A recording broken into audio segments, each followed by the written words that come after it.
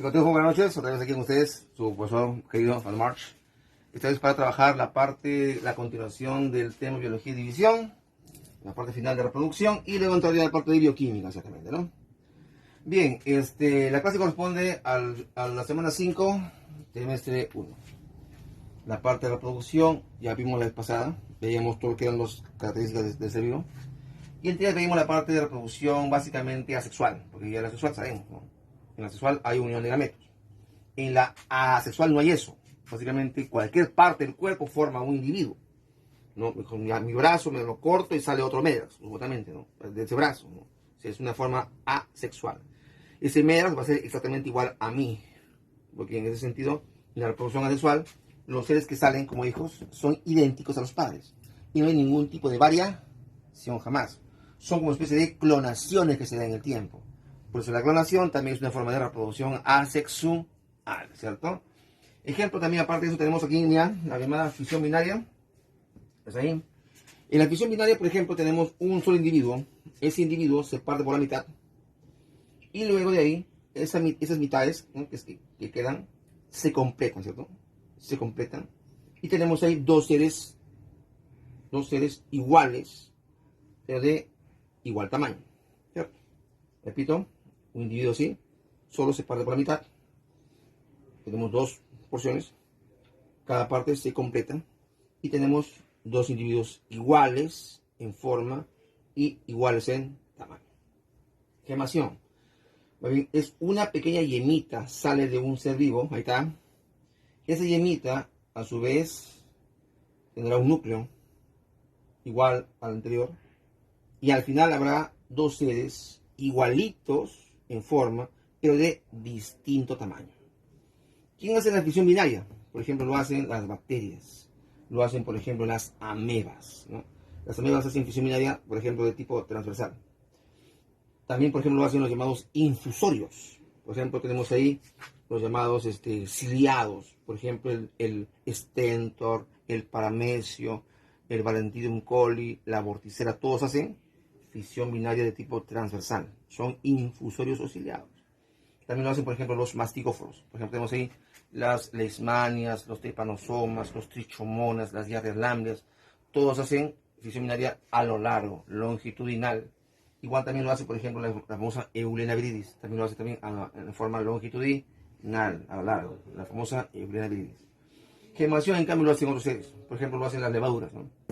Una levadura siempre se ve que tú, en forma microscópica, ves como la levadura sale pequeños pedacitos, ¿sí, no? O sea, salen básicamente pedazos chiquitos que originaron levaduras nuevas, ¿cierto? Es una forma de gemación. La levadura es un hongo. También lo hace, por ejemplo, igual las esponjas. Una esponja bota un pedacito chiquito de ella y forma una esponjita chiquita que luego va a crecer. Igual al anterior. Igual pasa, por ejemplo, con las hidras. Una hidra también bota un pedacito y se formará una hidra chiquita. Luego crecerá y será como la hidra anterior. También lo hace la ameba. Un pedacito de ameba sale, forma una ameba chiquita y luego va a crecer. Igual que la anterior. Gemación. Son formas en las cuales se botan yemas del cuerpo y esa yema formará un ser igualito a ti, pero de tamaño distinto. Esporulación. Aquí mira, pasa que una sola célula se compartimentaliza por dentro y luego los núcleos se multiplican y ocupan cada parte de esa. Al final van a ser varios núcleos metidos y varios citoplasmas que están prisioneros. Quieren salir, revientan la célula y salen con forma de esporas. Son cientos de millones de esporas que salen. Porque la célula inicial se compartimentalizó, el núcleo se dividió, ocupó cada cosa, luego reventó y la célula murió. De igual modo también tenemos la famosa reproducción vegetativa. También forma parte de la reproducción asexual.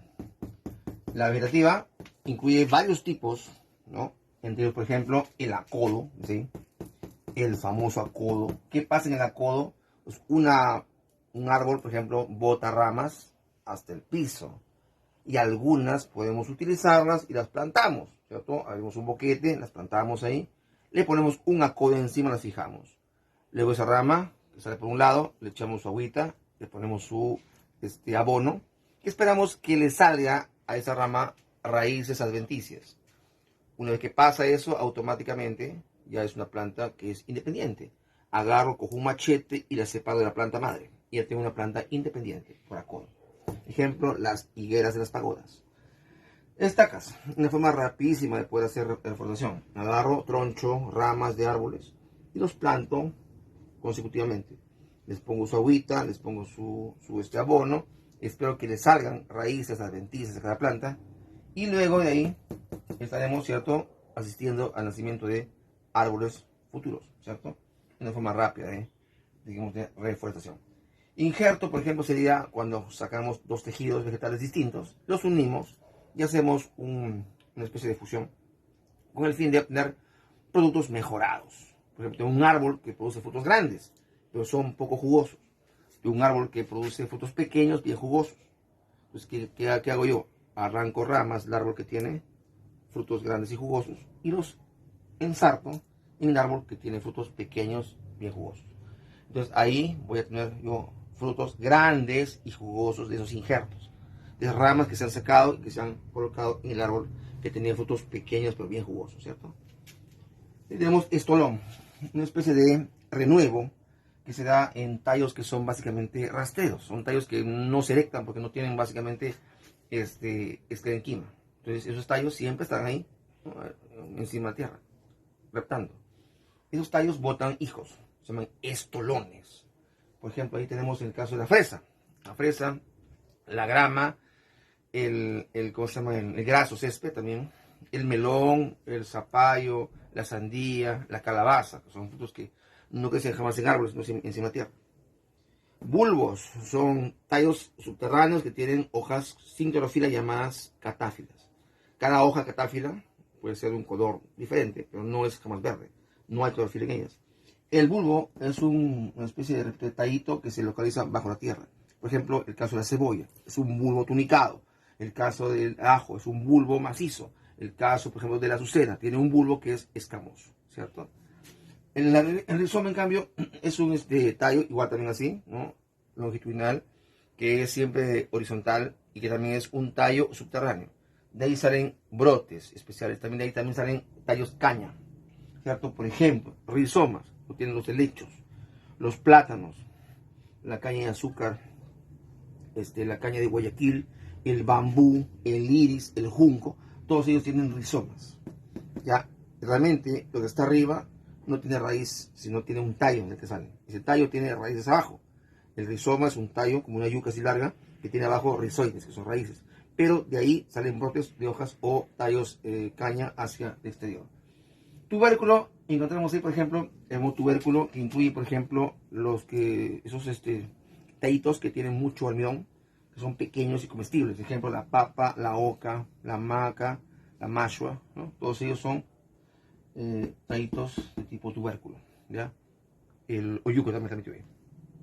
Bien, ahora vamos a ver una parte ya final de la reproducción, que serían dos partes, que serían, mira, la partenogénesis y la poliembrionía, ¿cierto? La partenogénesis es una forma de reproducción que solamente lo tienen algunos seres vivientes. Por ejemplo, los insectos de tipos himenópteros hacen eso, ¿verdad? ¿Qué significa partenogénesis? Es una forma de reproducción en la cual la hembra solita a sí misma se autofecunda. O sea, no requiere ningún tipo de ayuda de ningún tipo de macho. Solita ella es capaz de coger un óvulo suyo, fecundarlo por sí misma, y de ahí saldrán hijos, ciertamente, ¿no? Este gran caso, por ejemplo, de la famosa abeja. La abeja reina, básicamente, ¿no? Es una historia maravillosa de la abeja reina, contada por un maravilloso escritor de la talla, por ejemplo, de Mauricio Maeterlinck, ¿no? Mauricio Polidoro María Maeterlinck, un gran escritor que escribió su máxima obra, conocida la famosa, ¿no?, La vie de las abeilles, ¿está bien? La vie de las abejas, ganó el premio Nobel, justamente. Aquí relata con gran arte cómo es que las abejas hacen su vida en el panal. Y justamente, mira, las abejas son una cosa interesante, ¿no? Porque hoy en día hay un montón de problemas con ellas. En el sentido de que el mundo está perdiendo cada vez más el interés por ellas. No se da cuenta que muchas abejas mueren en sus diarias labores. Y a veces no le dan la importancia, debido a que en los campos hoy en día se usan bastantes insecticidas de un poder tremendo que hace que también las abejas también mueran. Si perdemos a las abejas, estamos en un grave problema. No habrían frutos, no habrían cosechas, no habría nada. ¿Cierto? Por la abeja, básicamente, la reina, tiene la capacidad de poder producir sus propios maridos, son los zánganos. ella, al utilizar un solo óvulo, se autofecunda a sí misma, origina machos para su servicio. Prácticamente son machos que ellos se forman a partir de ella. Ella es dueña y el señor de ellos, dispone de ellos como le da la gana, ¿no? Y ellos tienen digamos, el papel de poder fecundarla a ella cuando ella sí lo quiera para formar las demás obreras del panal, ¿cierto? Pero la vida de un sangre es triste, porque después de hacer eso, esa relación que tiene con la hembra, de ahí ya no lo quiere más, porque ella se siente escasquivada, le va a hacer en busca de los otros sanganitos más jóvenes, ¿no? Así es sencillamente, ¿no? Y lamentablemente, pues hay que decirlo, nos lo utilizan de una manera terrible al pobre zángano. El pobre zángano se revela justamente contra eso porque no quiere ser utilizado, pero cuando se revela fallece, porque la hembra tiene poder. Lo agarra, lo manda a capturar, le corta las alas, lo bota del panal, lo deja sin nada para que se muera de hambre y de frío afuera. Eso es lo que hace justamente la reina, de una manera tan oprobiosa esa reina, ¿no? Debemos decir, reina, nos usas, ¿no? Pero sin embargo, es la vida de las abejas, ¿no? Y todo está acá, en la vida de las abejas, ¿cierto? De evolución natural. Y bueno, es así como se da. Entonces la abeja reina tiene ese poder, fabricar ella misma hijos para su servicio de ella, que son los zánganos machos. Cuando entre ellos sale una hembra, o sea, una reina futura, las obreras se dan cuenta de eso al toque y la capturan a la chiquita. Se la llevan lejos y le dan de comer, la alimentan, hasta que ella pueda ser mayor y pueda volver al panal y decirle a su madre, no le va a rogar, no digo que le va a pedir, le va a exigir que le dé la mitad de todo lo que tiene ella. Y así efectivamente se da una especie de, ¿no? de política final que determina que el panal tenga que decidir entre una y otra. Dice, yo me voy por la vieja, yo me voy por la nueva, y al final la mitad del panal se va a otro lado. Por esa razón es que tú ves, por ejemplo, tú compras muchos panales, están vacíos, con uno solo que estés lleno, ya los demás van a llenar, porque apenas sale una reina nueva, busca un séquito nuevo y se va a otro panal nuevo y ahí forma la suya, su colonia. Y así sucesivamente va llenándose. Todo eso se da básicamente acá, en el libro La vida de las abejas. Bueno, de ahí seguimos con la parte de la polimernía, ¿no? La polimernía, por ejemplo, se da también una forma de reproducción sexual, en la cual un armadillo con su armadilla, ¿cierto? Ambos, colaboran cada uno con sus gametos, forman un huevo cigoto. Ese huevo cigoto debería formar un solo armadillo. Sin embargo, él decide, por cuenta propia, que no va a ser así. Así que se aísla de la reproducción sexual y empieza solito a autodividirse, como le da la gana. Y al final va a formar de 20 a 30 armadillos en una sola camada. O sea, de una armadilla, un armadillo debería salir uno solo. O salen 20 o 30 armadillos, ¿cierto? Bien. Esa es la famosa poliembriología, ¿ya? Ahí muere la parte de reproducción y pasamos a bioquímica acá, por favor, ¿ya? Pues ahí los bioelementos, ¿no?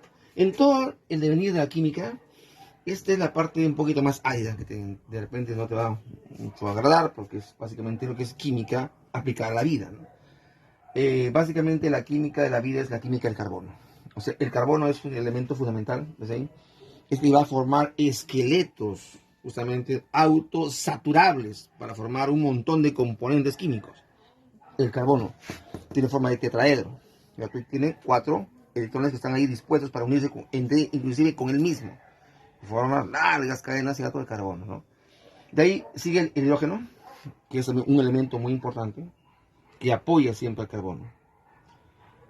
El oxígeno, que es considerado el elemento más abundante de un ser vivo. Y el nitrógeno, que también es importante porque forma parte de las proteínas, ¿no? Conjuntamente con el fósforo y el azufre, ¿no? Todos son elementos llamados organogénicos o primarios. Siempre se encuentran estos en todos los seres vivientes. Por ejemplo, mira bien, el carbono, el hidrógeno, el oxígeno forman carbohidratos, ¿cierto? Se ven ahí ternarios. Carbono, hidrógeno, oxígeno, ternarios. Pero opcionalmente tienen nitrógeno, fósforo, lípidos. El carbono, hidrógeno, oxígeno, nitrógeno, cuaternarios. Pero opcionalmente tienen fósforo, azufre, proteínas. Carbono, hidrógeno, oxígeno, nitrógeno, fósforo. Son quinarios. Los ácidos nucleicos. Todos ellos forman así. ¿Te das cuenta? Son elementos que tienen que estar constantemente en el ser vivo porque forman el esqueleto real de ellos. ¿no? Ese famoso conglomerado de elementos que van a darle sustento a esa vida. Por ejemplo, en el caso del carbono, lo encontramos siempre en la emanación de todas las células. Las células nuestras emiten carbono en forma de CO2. El ambiente está lleno de CO2. O en este momento de noche está lleno de CO2. Porque aquí ya no hay fotosíntesis. En este momento, el gas que prima en este momento en la atmósfera es el CO2. Tremendamente, así que decirlo. En la mañana, cuando amanezca, ese CO2 un poco bajará, porque habrá plantas que hagan fotosíntesis. En este momento, en la noche, todas respiran y todas botan CO2, carbono, ¿cierto? Hidrógeno también es un elemento importante, tiene un peso atómico bajo, es el que acompaña al carbono. El oxígeno es un elemento, como decíamos, de gran importancia, sobre todo para seres como nosotros. Hoy en día hay muchos seres aeróbicos que justamente respiran oxígeno. Se encuentra en un 21% en la atmósfera, ¿ya? 21% en la atmósfera, ojo. ¿Ya? Nitrógeno, por su parte, es usado más para plantas. Se encuentra en un 78% en la atmósfera. Tú dirás, pero entonces respiramos más gas nitrogenado que oxígeno. ¿No tenemos envenenándonos? La respuesta es no. Porque tú podrás respirar nitrógeno con oxígeno, pero el que va a tu hemoglobina es el oxígeno, no el nitrógeno. El nitrógeno únicamente es para que el oxígeno no sea tan irritable en tus vías aéreas. Finalmente, pues, mira, hemos visto los elementos, ya andamos en la parte de química, ya luego veremos los secundarios y los terciarios, ya para la próxima clase estamos entrando en lo que sería la composición real del ser viviente, ¿no? Cada elemento con la función respectiva y también los azúcares que también ya vienen, azúcares y lípidos, vamos a verlo. Por el momento, nada más, por el momento, te digo que ya pues la paz es bonito, ten cuidado nomás con el COVID, por favor, ya. Mucha gente está que fallece por el COVID. Ya, así que nos vemos en la siguiente clase. Cuídate bastante. Ya todo.